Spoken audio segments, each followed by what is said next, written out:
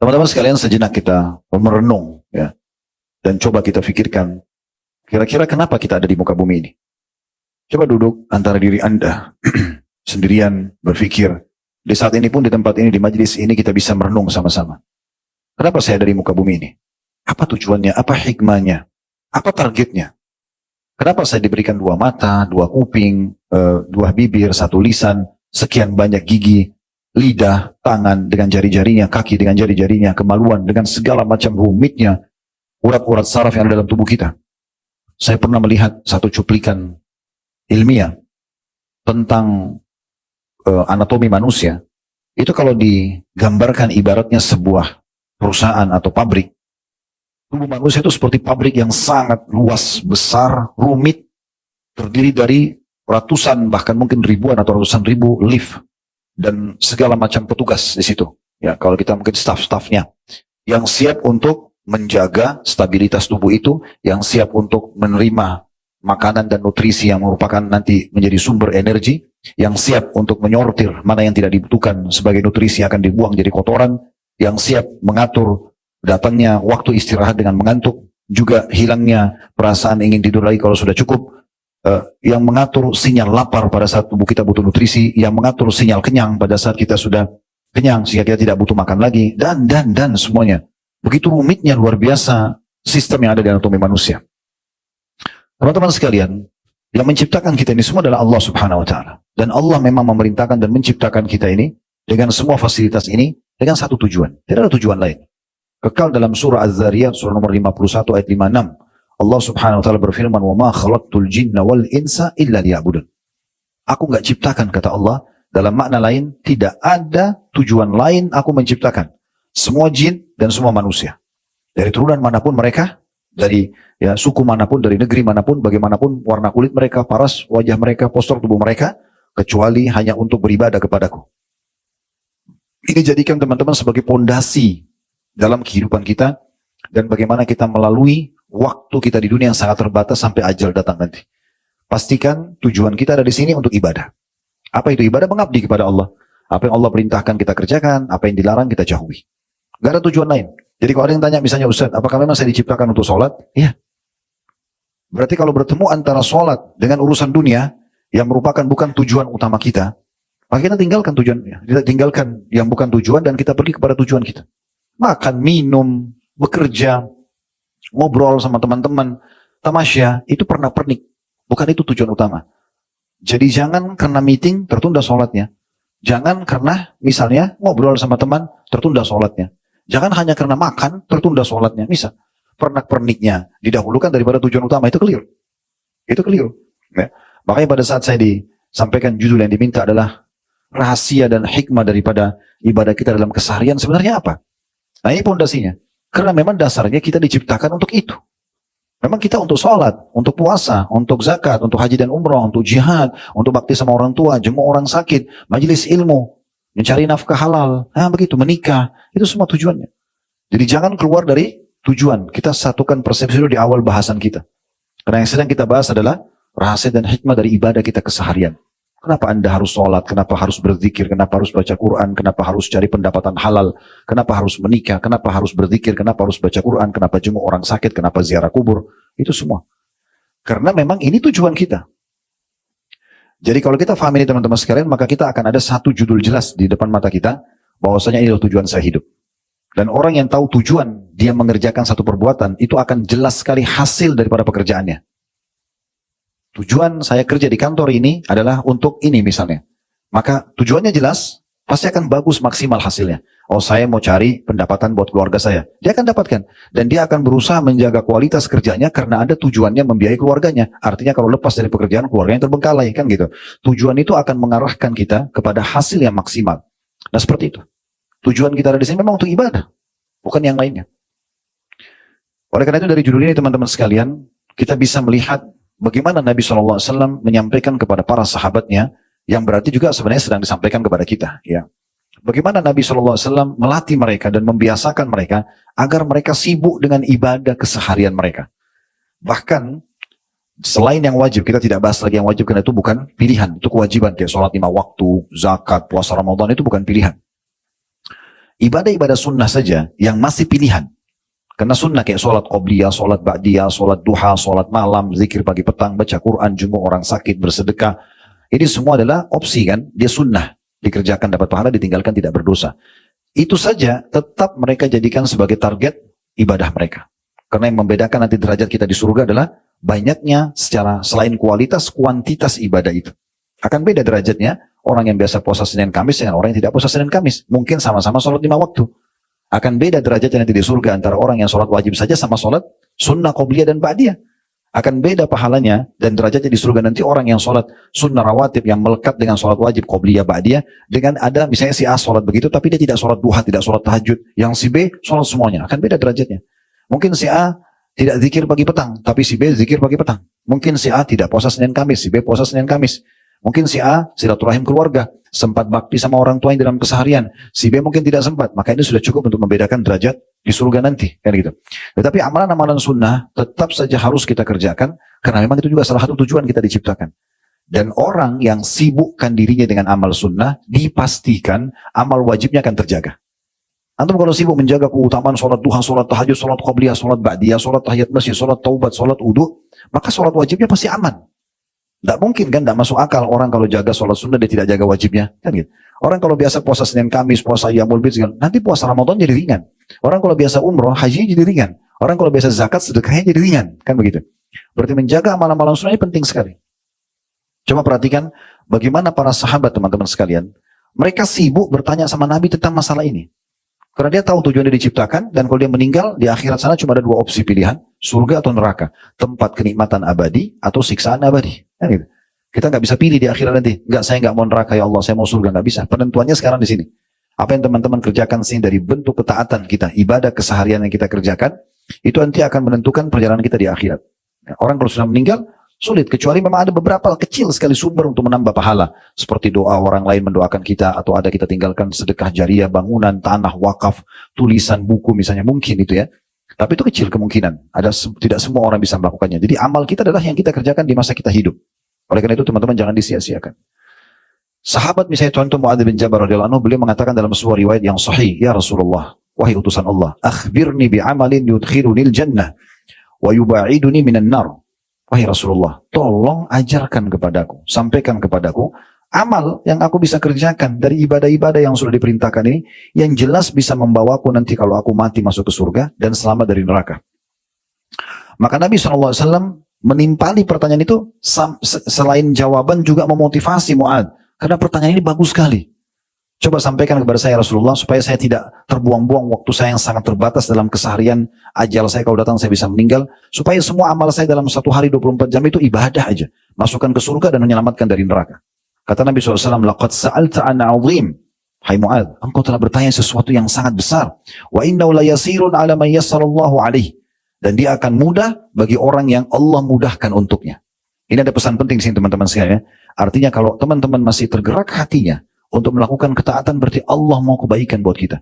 Kayak Masya Allah, misalnya pemilik perusahaan ini masih mau adakan pengajian buat antum semua. Atau teman-teman juga masih mau, ya ada pengajian, semangat untuk hadir, dengarin. Apa sih yang Allah firmankan, apa sih yang Rasulullah SAW sabdakan.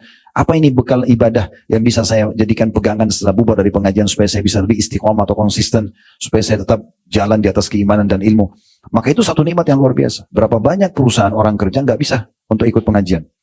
Kami waktu buka restoran di Kalibata City, sebelum pindah di Condet, saya kasih peraturan waktu itu, azan, mohon maaf bukan membandingkan dengan perusahaan lain, tapi saya cuma bicara pengalaman. Saya bilang 10 menit sebelum azan, stop semua orderan. Sampai sekarang Alhamdulillah masih berjalan. Sudah 14 tahun restoran kami. Itu saya selalu bilang, pokoknya 10 menit sebelum azan nggak boleh terima orderan. Orang yang sudah terlanjur makan ya nggak ada masalah. Tapi kalau baru mau terima orderan nggak boleh. Break semuanya, sholat. Gitu. Nah waktu itu, waktu di Kalibata, karena dia mall, dia pakai roller indoor. Kalau di Condet sekarang kan kita tutup sendiri. Nggak pakai roller indoor dia. Jadi kalau kita tutup itu, ditulis itu. Ditempel sama ikhwah, ada print-printan, kami sedang sholat. Nah, setelah sholat dan berjalan berapa waktu, kebetulan di Kalibata itu ada satu masjid namanya Nurullah. Saya kebetulan diminta jadi penasehatnya. Masya Allah bisa nampung sampai kalau tidak salah 2.000 jemaah. Sebagai fasumnya 14.000 unit apartemen di situ. Habis sholat, di situ berjamaah biasanya saya baca kitab Al-Kabair. Ya, dosa-dosa besar, kultum saja, untuk semua jemaah termasuk staf kami. Kemudian kita bubar kembali buka restoran. Apa yang terjadi? Beberapa teman-teman kita Muslim, itu kejadian nyata di sebelah restoran kami, ada beberapa tempat di situ, Muslim mereka datang lalu tanya kepada staf kami. Itu yang ditulis kami sedang sholat, memang itu dibolehkan sholat, diizinkan. Kata teman-teman yang kerja sama kami, ya bahkan kita diwajibkan sholat, nggak boleh. Kalau di kantor saya lebih tegas lagi, kita keluarkan SP bagi yang tidak sholat, gitu kan. Jadi kita tegas dalam masalah itu. Akhirnya dia bilang enak sekali ya, kami, ini bahasa mereka ya, kami kerja di tempat-tempat kami sekarang, padahal bersebelah-sebelahan sih. Jangankan sholat 5 waktu, sholat Jumat saja nggak diizinkan. Nggak diizinkan. Ya. Apalagi kalau bicara sholat 5 waktu. Itu contoh. Jadi kalau ada perusahaan kita masih izinkan, ayo sholat. Bahkan owner mengatakan, ayo sholat. Atau teman-teman kita diizinkan sholat. Itu luar biasa. Saya waktu itu pernah diundang oleh KBR kita di Tokyo, di Jepang. 10 hari pertama Ramadan, selama 10 hari saya di sana. Ada 2 orang dari orang Indonesia, orang kita, datang 6 jam naik kereta. Saya lupa nama kota mereka cukup jauh. Datang terus mengatakan, Ustaz, kami berdua ini kerja di pabrik. Kami nggak boleh sholat, karena pemiliknya itu penyembah matahari. Kan orang Jepang menyembah matahari. Dianggap kaisar mereka itu anaknya dewa matahari mereka. Jadi secerdas apapun mereka urusan dunia, mereka nggak tahu Tuhan gitu ya. Tapi yang jelas, kami nggak boleh sholat. Apa solusinya? Lalu saya bilang, kalau seandainya Anda sholat dilarang. Dia bilang dilarang, karena bagi dia itu tidak penting. Memotong waktu kerja. Mereka harus selalu pekerjaan dikerjakan dan bagi mereka bagaimana produktif untuk mendatangkan uang. Oke, kalau pamit ke toilet bisa nggak? Bisa. Dibatasi waktu nggak? Enggak kalau toilet. Oke. Solusi dari saya, ini khusus buat mereka ya, ini bukan fatwa umum. Karena mereka nggak bisa lagi. Kalau enggak mereka nggak sholat. Lalu saya bilang, oke, kalau begitu, ke toilet, wudu, kemudian langsung sholat di gang-gang pabrik itu aja. Sholat wajib saya, nggak usah sholat sunnah. Sholat subuh kan tidak mungkin kerja subuh. Mereka paling di pabrik itu duhur sama asar ya. Mereka sudah selesai sore, seperti punya orang kerja. Jadi sholat duhur 4 rakaat. Maksimal 5 menit, 7 menit selesai. Kalau sudah habis itu kembali kerja. Oh, dia bilang kalau itu solusinya bisa. Oke bisa. Tapi bayangkan teman-teman, mereka sampai sulitnya untuk sholat. Sulit. Ada juga, ini kejadian di salah satu swalayan besar di Jakarta. Saya nggak usah sebut namanya, tapi besar banget. Pegawainya mungkin ribuan, cabangnya banyak di seluruh Indonesia. Saya masuk itu hari, ada keperluan mau beli, lihat kemeja, lihat pakaian biasa sekarang, karena saya belanja memang di situ ya, ditemani oleh salah seorang ikhwah. Pas lagi kami belanja, rupanya situ ada beberapa muslim dan muslim yang kenal kami. Lalu datanglah beberapa stafnya perempuan. Ustaz mau foto Ustaz. Terus saya bilang maaf, pertama saya tidak foto sama perempuan saja kecuali ada laki-lakinya, mahramnya misalnya laki-lakinya, dan juga berhijab. Terus waktu itu mereka ngerti, oh ya baik Ustaz. Tapi di antara staf itu ada yang ngomong perempuan itu, Ustaz, sebenarnya kami ini berhijab. Sambil bukan berhadapan-hadapan ngomong, tapi sambil saya pilih baju gitu. Sebenarnya kami ini Ustaz berhijab. Cuma peraturan di sini kami nggak boleh berhijab. Jadi kalau kami dari rumah ke sini berhijab, kerja buka, habis itu kami pulang lagi, nanti pakai hijab lagi. Sulitnya mereka untuk melaksanakan tujuan utama mereka hidup. Jadi kalau antum bisa dimudahkan oleh Allah Subhanahu Wa Taala bekerja di sebuah tempat masih mau diadakan pengajian, tujuannya apa pengajian begini? Untuk antum diingatkan kan? Saya datang jauh-jauh tinggalin keluarga, tinggalin pekerjaan untuk memberikan nasihat. Ayo kita sholat, ayo kita puasa, ayo kita ibadah. Judul yang dipilih oleh owner pemilik perusahaan antum juga tolong masalah rahasia dan hikmah daripada ibadah sehari-hari. Kenapa kita harus sholat? Kenapa kita harus puasa? Kenapa harus zikir? Karena memang ini sebuah perintah dalam agama, kewajiban kita. Dan kalau masih bisa itu, maka sangat bagus. Untuk bersyukur kepada Allah SWT. Susah mendapat komunitas yang baik itu. Hampir semua teman-teman yang bergabung sama kami. Alhamdulillah sekarang sudah 200-an lebih orang yang bergabung bersama kami di kantor. Kalau total semuanya, hampir rata-rata kalau saya tanya, kenapa antum kerja sama kita? Ada yang dari perusahaan-perusahaan besar, gajinya sudah sangat tinggi. Mereka hanya mau mencari komunitas. Masalah sama saya sendiri, Ustaz. Di tempat dulu walaupun misalnya ada payroll lebih mahal, tapi susah sholatnya. Kita haus dengan ilmu, nggak ada pengajian. Yang ada cuma kejar target kerja, nggak ada. Kita nggak pernah tahu mana halal, mana haram. Belum lagi teman-teman di sebelah kita yang masih awam. Pulang dari kantor janjiannya pergi ke maksiat semuanya. Jadi susah. Kita jadi terpengaruh juga. Gitu. Maka kalau masih ada seperti ini, luar biasa. Ini akan sangat memberikan dukungan dan keselamatan. Dunia antum bisa mendapatkan income untuk memenuhi kebutuhan kita dan keluarga. Dan ini insya Allah mudah-mudahan halal dan juga di akhirat kita bisa selamat. Kan gitu. Itu poin penting.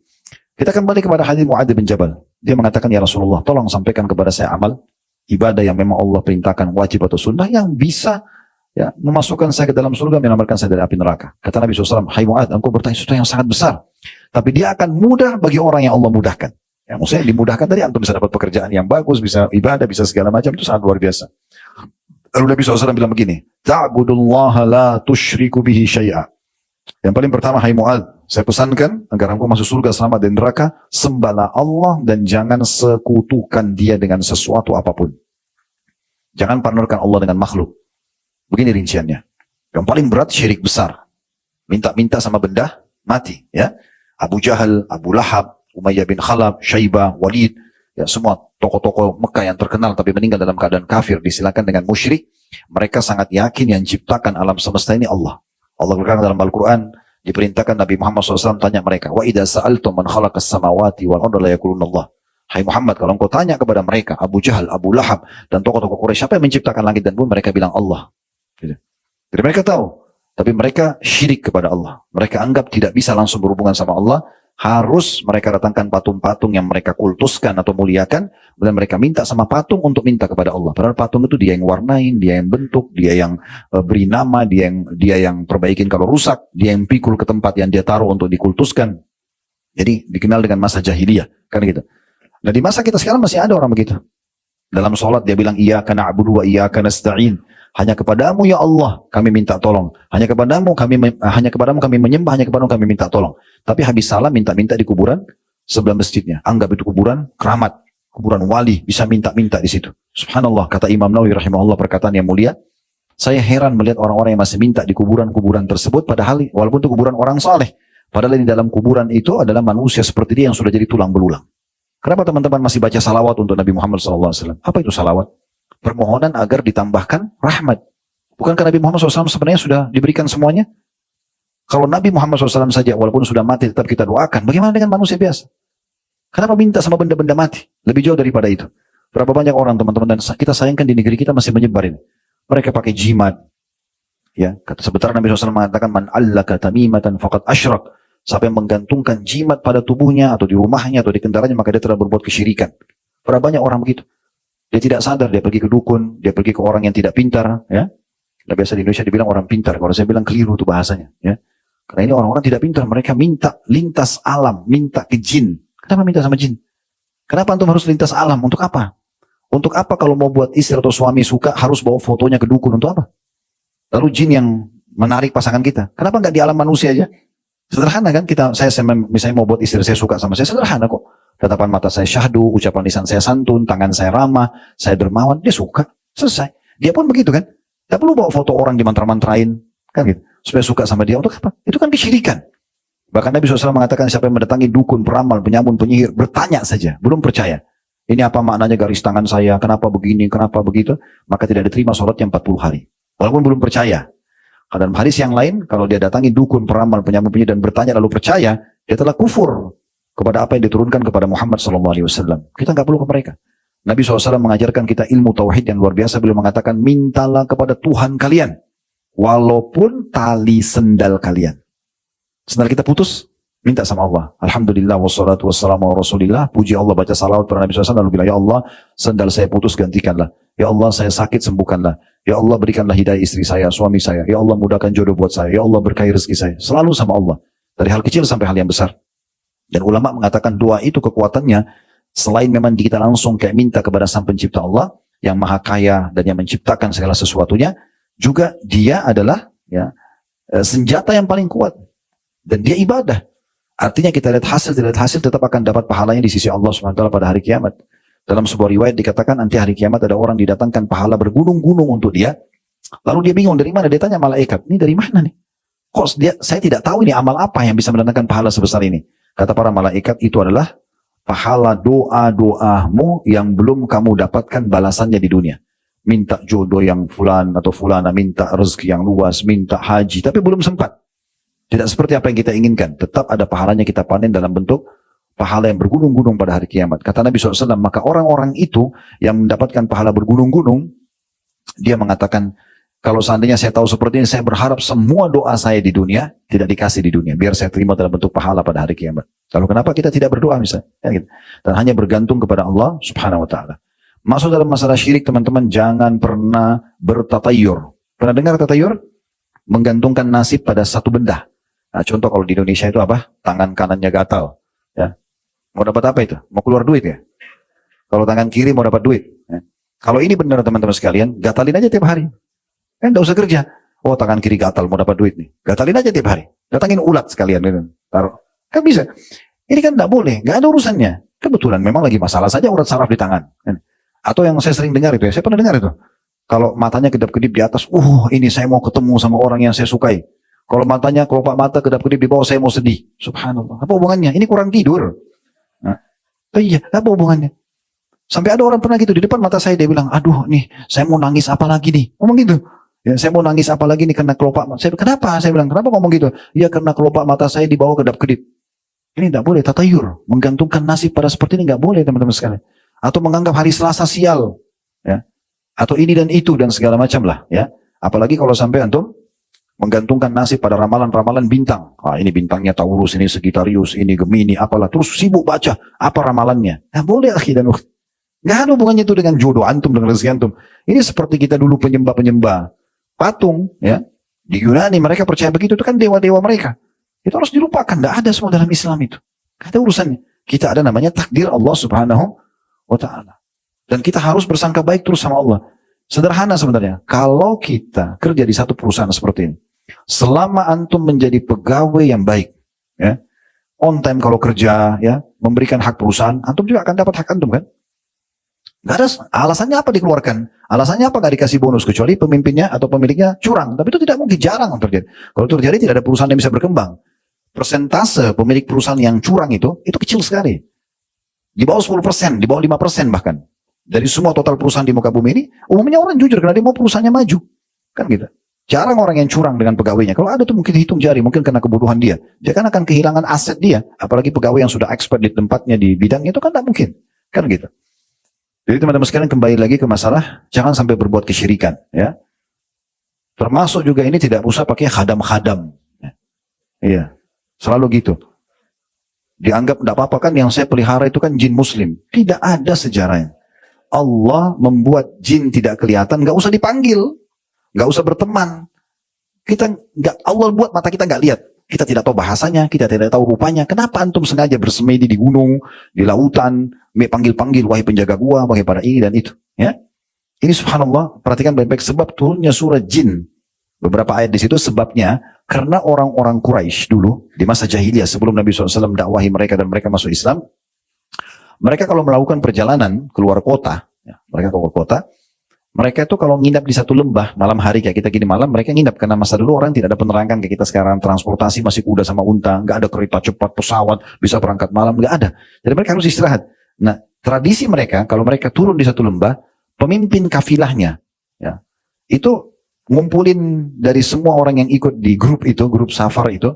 Ayo siapa yang mau nyumbang? Yang ini nyumbang makanannya, ini nyumbang uangnya, ini nyumbang minumannya. Lalu pemimpin kafilah itu, grup perjalanan itu, kalau kita sekarang tour leadernya, ya, itu kemudian pergi ke tengah-tengah lembah, lalu dia bilang begini, wahai penjaga lembah, ini setengah bekal kami, jangan ganggu kami.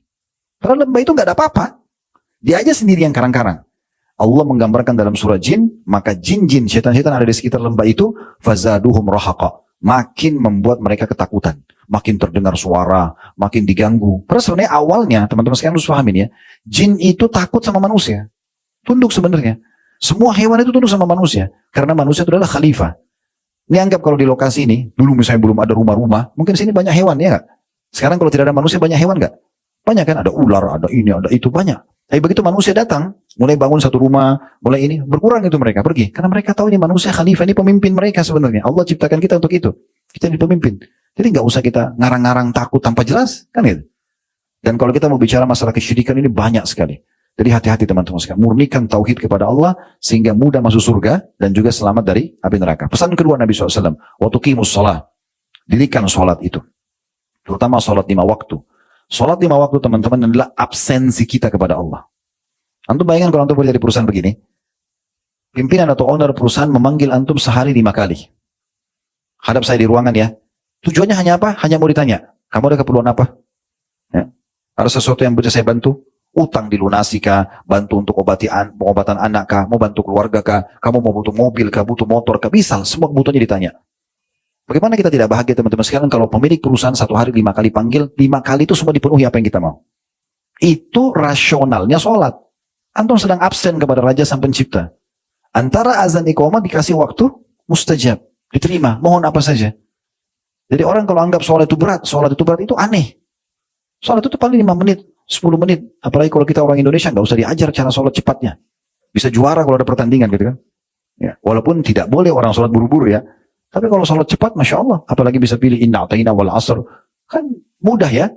Jadi sebenarnya sholat itu penting sekali untuk dijaga. Dan dia adalah satu-satunya ibadah yang diperintahkan kepada Nabi SAW. Yang beliau harus berangkat ke langit untuk menerimanya. Yang lain semua di bumi. Dan kata Nabi SAW, awal amal di hisab kiamat adalah sholat. Kalau dia baik, baik semuanya. Kalau dia buruk, buruk semuanya. Saya sering berbagi sebuah teori sederhana. Teman-teman kalau mau memperbaiki apapun berhubungan yang dengan kehidupan antum ya. Memperbaiki ekonomi, memperbaiki akhlak, memperbaiki hubungan sama orang sosial, apa saja, mulai dari sholat. Coba perbaiki sholat itu. 5 waktu saja. Gerakannya benar, tenang, khusyuk, bacaannya benar. Perbaiki dari yang lain semua jadi bagus tuh. Yang lain semua jadi bagus. Pesan yang ketiga, waktu tiaz zakah, engkau mengeluarkan zakat, walaupun zakat bagi orang yang mampu, tapi teman-teman sekalian ada 2 rukun Islam. Di sini disebutkan 5 rukun Islam memangnya. Engkau keluarkan zakat, yang setelahnya engkau puasa Ramadan, yang setelahnya engkau haji ke rumah Allah. Ini yang beliau sampaikan kepada Muadz bin Jabal agar bisa masuk surga selamat dari neraka. Jangan buat syirik, jaga sholat, keluarkan zakat, puasa Ramadan dan haji. Nah, khusus zakat dan haji ini dalam definisi dalam syaratnya adalah bagi yang mampu. Pertanyaan sederhana teman-teman sekalian, apakah bagi yang mampu ini kita tunggangi secara negatif atau positif? Begini maksudnya. Kalau negatif itu misalnya antum bilang, kan Allah bilang bagi yang mampu. Ya udah saya sampai sekarang nggak mampu zakat. Saya juga tidak mampu haji. Kalau itu, antum sedang menunggangi dengan persepsi negatif. Padahal sebenarnya, bagi yang mampu di sini, kalau kita mau tunggangi dengan persepsi positif, ya, kita anggap ini sebuah tantangan dari Allah. Allah seakan-akan ingin menguji hambanya. Bukankah kita sama waktunya 24 jam? Bukankah kita sama pasti punya 2 mata, punya 2 kuping, punya 2 tangan, 2 kaki, sama semua? Kenapa orang-orang kaya bisa keluarin zakat, kenapa kita tidak? Kan gitu. Jadi harusnya kita jadikan itu sebagai tanda kutip sebuah tantangan. Saya minta berdoa sama Allah, minta ya Allah, kalau sekarang saya mustahik penerima zakat, mudahkan saya satu waktu menjadi muzaki, orang yang keluarkan zakat. Diniatkan itu, supaya satu waktu sebelum kita meninggal, kita menjadi orang yang melakukan zakat. Supaya kita juga bisa menyempurnakan rukun Islam dengan haji. Jadi tunggangi dengan positif, persepsi positif. Bagaimana kita bisa melaksanakannya, walaupun cuma sekali seumur hidup misalnya. Apalagi kalau Allah mudahkan setiap saat. Begitu juga dengan puasa Ramadan, ini sebenarnya bukan sebuah siksaan. Nah, ini pernah kita jelaskan waktu taklim kita yang dulu ya. Pernah kita jelaskan, maksudnya tapi saya ingatkan kembali bahwasanya puasa Ramadan adalah terapi kesehatan. Ya, setelah dalam 12 bulan, 11 bulan kita makan, minum, pedas, asam, manis, panas, dingin, maka tubuh kita ini kalau robot rusak, ya, butuh servis. Ya, itu maintenance-nya. 1 bulan diservis dulu, dikontrol makanannya di waktu tertentu supaya kita jadi lebih sehat. Semua orang tahu kalau Ramadan itu adalah hari kesehatan bagi dia. Toh setelah buka puasa makan 2-3 butir kurma, minum 1 gelas teh atau air putih sudah kenyang luar biasa. Kalau saya bahkan nanti habis tarawih kadang-kadang baru makan, gitu kan? Karena memang nyaman aja puasa. Sekarang di masa kita lebih berkembang lagi, orang kalau mau sehat dia lebih banyak puasa ya, walaupun bukan puasa syariat ya. 12 jam, 14 jam tidak makan, katanya sehat. Ya, sebenarnya umat Islam tanpa penemuan itu pun kita sudah disuruh puasa. 1 minggu kita 2 hari puasa Senin Kamis, kita sebulan ada puasa Ayyamul Bid, setahun ada puasa Ramadan. Lalu Nabi SAW mengatakan, Ala adulluka ala abwabil khair. Hai Mu'ad, mau gak aku tunjukkan kepadamu tentang pintu-pintu kebaikan? Semua tadi kesimpulan dari apa yang saya sampaikan itu akan sangat mudah kau amalkan. Bahkan kau akan selalu terjaga dan berada di pintu-pintu kebaikan itu. Maka kata ya, Nabi SAW, As-sawmu junnah. Ketahuilah bahwasanya puasa kalau kau sering lakukan, maka akan jadi tameng buat kamu dari api neraka. Was-salatu tudfi'ul khatiyah kama yudfi'ul ma'un nar. Lalu kamu sempurnakan dengan banyak bersedekah, memberi kepada orang, berbagi, tanpa harus menunggu menjadi orang kaya dulu, maka dia akan menghapuskan dosa-dosa sebagaimana air memadamkan api. Wassalatu rajulu fi jawfil lail, dan jangan pernah luput darimu hai Mu'ad untuk sholat di malam hari pada saat orang sedang tidur. Itu pesan Nabi SAW untuk menyempurnakan bagaimana dia mudah masuk ke surga. Kemudian Nabi SAW membacakan firman Allah Subhanahu Wa Taala setelah mengingatkan itu, dalam surah Sajadah surah nomor 32 ayat 16 dan 17. Tatajafa junuhum anil madaji'i yad'una rabbahum khawfan wa tama'an mimma razaqnahum yunfikun. Fala ta'lamu nafsum ma ukhfiya lahum min qurrati a'yunin jazaa'an bima kanu ya'malun. Lambung mereka, orang-orang beriman itu jauh dari tempat tidur mereka di malam hari, dan mereka selalu berdoa kepada Rabb mereka dengan penuh rasa takut dan harap, serta mereka menafkahkan apa-apa rezeki yang kami berikan. Tak seorang pun mengetahui berbagai nikmat yang menantinya nanti karena amal-amal yang dia kerjakan ini yang sangat indah dipandang oleh mata sebagai balasan bagi mereka atas apa yang telah mereka kerjakan. Jadi Nabi SAW mengingatkan, hai Mu'adz, sempurnakan itu dengan jangan lupa sedekahkan hartamu. Kamu juga berbanyak puasa-puasa sunnah selain wajib, serta juga sholatlah di malam hari pada saat orang tidur. Lalu beliau mengatakan lagi kepada Mu'adz, masih lanjutan hadisnya, ala ukhbiruka bi ra'sil amri wa amudihi wa dhurwati sanamihi. Maukah aku kabarkan kepada engkau, hai Mu'adz, pokok semua urusan yang bisa kamu menyempurnakan ya dan memahami tentang target hidupmu, ya, maukah saya beritahukan? Kata Mu'adz, bala ya Rasulullah, tentu wahai utusan Allah. Kata Nabi SAW, ra'sul amril Islam, pokok segala urusan adalah Islam. Semua urusanmu kembalikan kepada agama Islam. Yang agama Islam bolehkan kamu nikmati, yang diperintahkan kamu kerjakan, yang dilarang kamu jauhi. Wa amuduhu shalah, dan tiangnya agama adalah salat. Artinya kamu kapan sudah salat, kamu akan baik urusan yang lainnya. Wa dzurwatu sanamihil jihad, dan puncaknya agama ini adalah berjihad. Seperti teman-teman kita sekarang di Palestina, semoga Allah berikan mereka kemenangan ya dan kemerdekaan. Mereka itu betul-betul sedang melalui puncaknya agama Islam. Mirip dulu kita waktu dijajah oleh Belanda, Jepang, Portugis, dulu kita berperang melawan mereka untuk membela kehormatan kita, agama kita, kemerdekaan negara kita, maka itu termasuk jihad. Kemudian Nabi SAW bersabda lagi kepada Mu'adz, ala ukhbiruka bimalaki dzalika kullah. Mau enggak aku kabarkan kepada kau, hai Mu'adz, sesuatu yang bisa menjaga itu semua, supaya betul-betul kamu bisa menjalankan rukun Islam dengan baik, kamu bisa menjaga amal-amalan sunnah dengan baik, kamu terjaga dari semua perbuatan-perbuatan pelanggaran yang bisa mendatangkan hukuman. Mau nggak saya sampaikan? Pokoknya, ya, kata kuncinya, kendaraan terbaiknya untuk itu semua. Kata Mu'adz, bala ya Rasulullah. Kata Mu'adz, tentu ya Rasulullah. Kata Nabi SAW, kuffu alaika hadha. Jagalah ini darimu. Lalu Nabi SAW pegang lidah beliau sambil menariknya dan mengatakan, jaga ini. Maksudnya, kalau kau mau, gunakan lidahmu hanya untuk ketaatan kepada Allah. Kalau bukan yang diwajibkan, yang disunnahkan, maka minimal yang mubah. Hal yang omong kosong sudah tidak ada lagi. Jaga semuanya. Misal, hal yang wajib seperti orang, bagaimana dia membaca bacaan-bacaan sholat dengan benar, karena itu wajib, berhubungan dengan sholat wajib misalnya, atau baca Quran, bagaimana dia menuntut ilmu, bagaimana dia memberikan nasihat, gitu kan. Yang sunnah juga dia berzikir, misalnya dia berdoa. Dan yang mubah, minimal misalnya menanyakan kabar orang, gitu ya. Hal-hal yang mubah itu. Sementara yang lainnya jangan sama sekali kamu lakukan. Karena banyak orang tergelincir. Dia sholat tapi lidahnya tajam. Ya, dalam riwayat lain dikatakan, seorang sahabat mengatakan, ya Rasulullah, di kota Madinah ini ada seorang wanita selalu puasa di siang harinya dan sholat di malam harinya. Tidak pernah ketinggalan. Tapi lisannya tajam, nyakitin tetangganya. Caci maki orang, ghibah, ya, gunjing, ya, fitnah. Lalu kata Nabi SAW, la khaira fiha hiya finnar. Tidak ada kebaikan pada wanita tersebut, dia pasti masuk neraka. Walaupun dia sholat, walaupun dia puasa, tapi kenal lisannya menyakiti orang, nah, akhirnya dia akan banyak musuh hari kiamat dan akan habis pahalanya nanti dibagi-bagi kepada orang-orang yang dia sakiti. Lalu kata sahabat tersebut, ya Rasulullah, dan di Madinah ada juga seorang wanita, dia cuma sholat yang wajib, dia sholat yang dia mengeluarkan zakat, tapi dia tidak mengeluarkan sedekah yang banyak. Dia puasa Ramadan, dia tidak puasa sunnah, tapi lisannya nggak pernah nyakitin orang.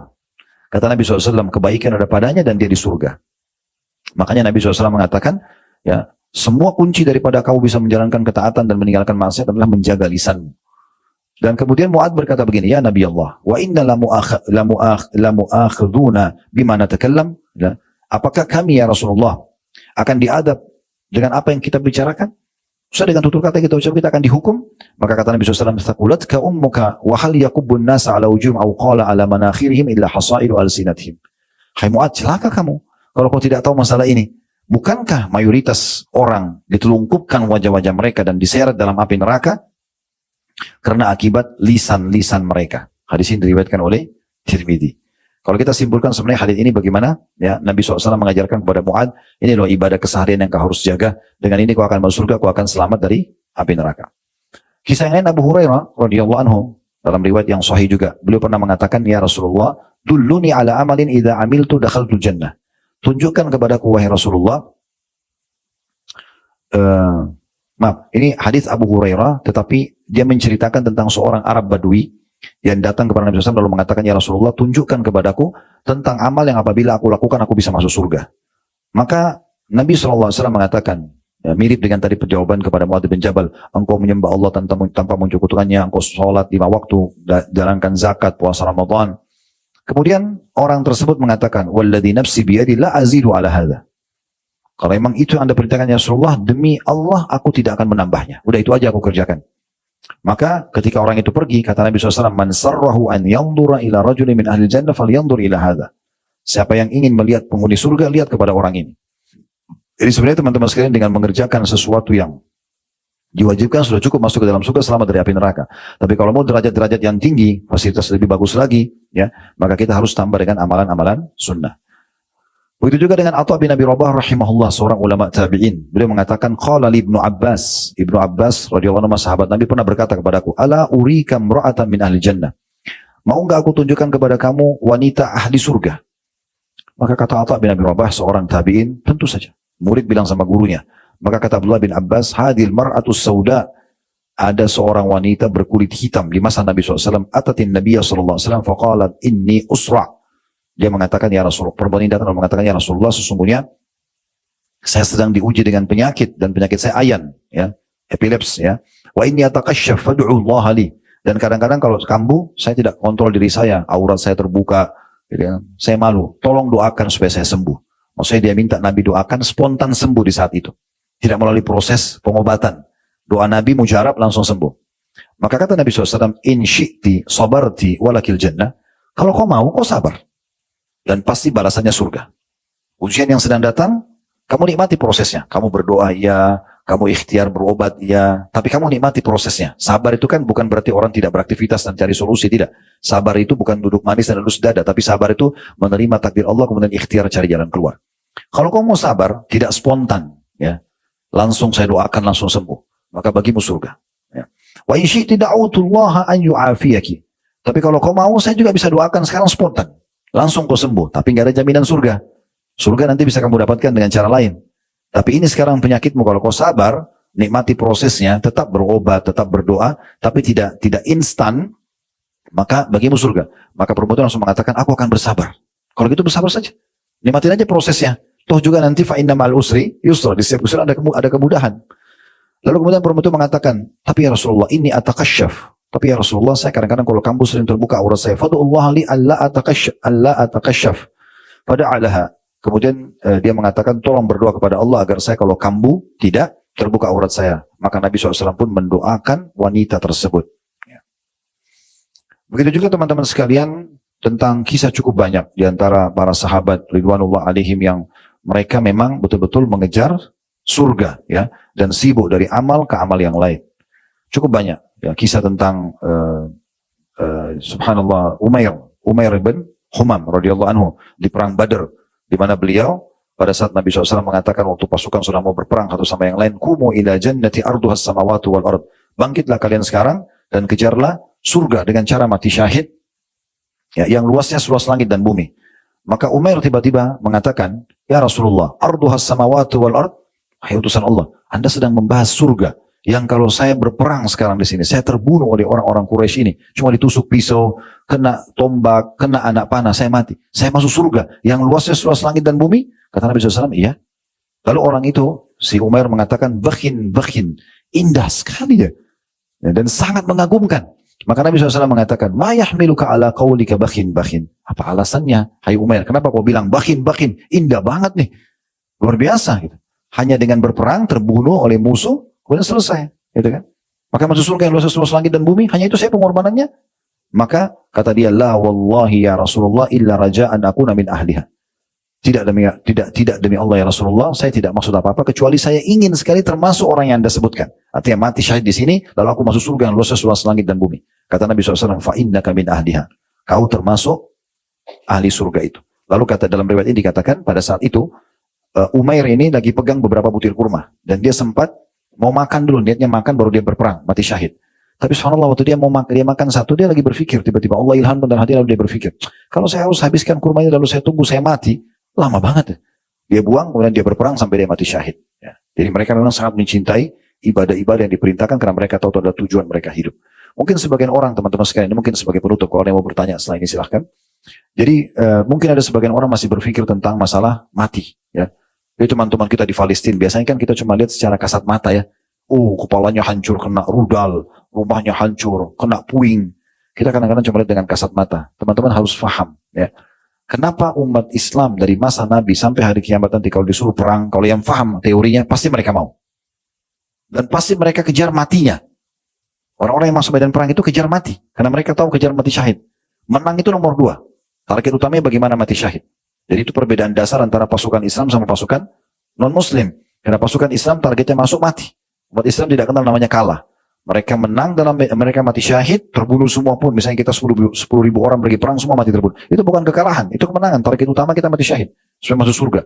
Kata Nabi SAW, orang mati syahid akan mendapatkan 6 manfaat. Di antaranya darahnya diampuni dosanya pada saat awal tertumpah darahnya akan mengalir mengeluarkan bau dibuangi dari bau kasturi. Kemudian dia akan selamat dari rasa ketakutan di hari kebangkitan, hari kiamat, selamat dari pertanyaan munkar nakir di kuburan. Dia akan menyelamatkan, memberikan syafaat 70 keluarganya, dinikahkan dengan 72 bidadari, dan sekian banyak keutamaan yang didapatkan tentunya. Maka mereka jadikan itu sebagai target. Kenapa sekarang umat Islam sangat berani, teman-teman sekalian? Kalau yang sudah paham ini untuk supaya dia mati syahid. Karena mereka paham teorinya. Orang yang mati, teman-teman, dalam Islam, itu hanya merasakan satu, yaitu sakaratil maut. Apa itu? Proses pencabutan ruh oleh malaikat. Kalau dia orang beriman, akan mudah keluar seperti air keluar dari mulut kendi. Kalau dia orang kafir, akan sulit. Seperti bulu domba yang dibasahkan, dililitkan di pohon berduri, kemudian ditarik dengan keras sehingga berantakan bulu domba itu. Cuma itu keadaannya. Tidak ada keadaan yang lain. Dan orang, kata Nabi SAW, yang mati syahid, tidak akan pernah merasakan sakitnya, baik itu cuma ditusuk sedikit, ya, atau ditebas lehernya, atau kena rudal hancur, atau kena bangunan rubuh misalnya, atau mungkin dilindas oleh mobil tank. Mereka tidak akan merasakan sakit kecuali seperti cubitan saja. Tidak ada rasa yang lain. Jadi jangan antum terpengaruh dengan fisik mereka yang kepalanya hancur, rumahnya hancur, kena puing. Itu nggak ada masalah buat mereka. Hamzah itu pada saat ditemukan jenazahnya di perang Uhud, hidungnya dipotong, dadanya dibelah, darah semuanya. Itu Nabi lihat, Nabi sempat sedih, gitu kan? Tetapi Allah menghibur Nabinya Muhammad SAW sambil menyampaikan, Hamzah adalah pemimpin para syuhada dan dia akan bertelekan di simpan-dipannya di surga. Dia akan masuk surga. Jadi fisik tidak ada pengaruhnya. Oleh karena itu orang kalau lagi dipanggil untuk jihad, bagi orang muslim yang paham, dia tidak akan takut.